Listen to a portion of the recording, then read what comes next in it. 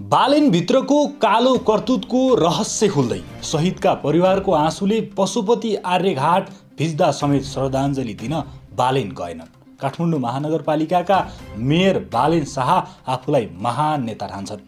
बालेनको पछाडि ठुलै जमात पनि छ, त्यसैले उनी यो देशमा आफू जस्तो नेता कोही छैन भन्ने ठान्छन्। तर बालेन भित्रको कालो करतुत थोरै मानिसलाई मात्रै थाहा छ।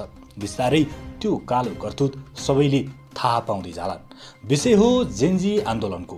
फागुन 24 गते जेनजीहरूले बालेन शाहलाई 2 बजेसम्म सडकमा आउन आग्रह गरेका थिए। तर सडकमा आउनु त परको कुरा, बालेनले जेनजी प्रतिनिधिहरूको फोनै उठाएनन्। जब सिंहदरबार जल्यो त्यसपछि मात्रै बालेनले फेसबुकमा प्लिज जेनजी, देश तपाईहरूकै हातमा हो, तपाईहरूले नै बनाउने हो, अब जति क्षति हुन्छ तपाईँ हाम्रो नै हुने हो, अब घर फर्कनुहोस् भनेर स्ट्याटस लेखे।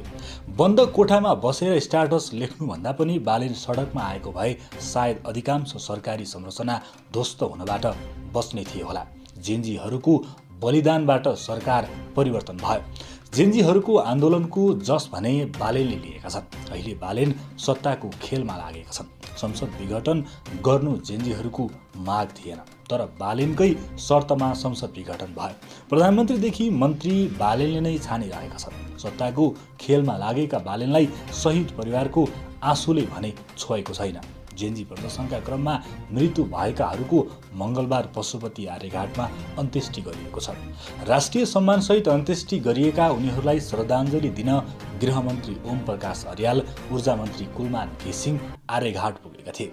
अन्त्येष्टि कार्यक्रममा ज्यान गुमाउनेका आफन्त भावविह्वल बने। अन्त्येष्टि चलिरहँदा वरपरको वातावरण निकै भावुक बनेको थियो। तर श्रद्धाञ्जली दिन समेत बालेन गएनन्। यदि हर्क साम्पाङको भाषामा भन्ने हो भने सङ्कटको बेला लुक्ने, सडकमा आउन नसक्ने, डरपोक आफूलाई जिम्मा लगाएको अभिमत अरूलाई दिएर पठाउने, असहज परिस्थितिको सामना गर्न नसक्ने व्यक्ति हुन् बालेन शाह।